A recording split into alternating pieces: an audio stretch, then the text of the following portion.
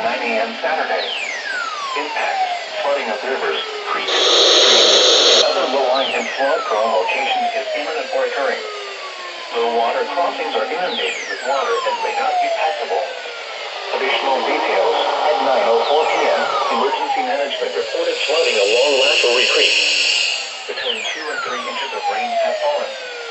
Some locations that may experience flooding include Aurora, Versailles, French, Hartford, Farmers Latrine, Friendship, Elaine, and Versailles Lake.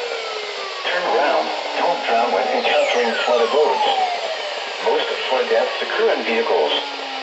Be especially cautious at night when it is harder to recognize the dangers of flooding.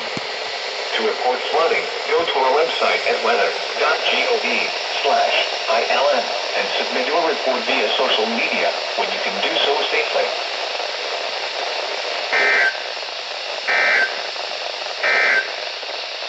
Now here is the official National Weather Service forecast.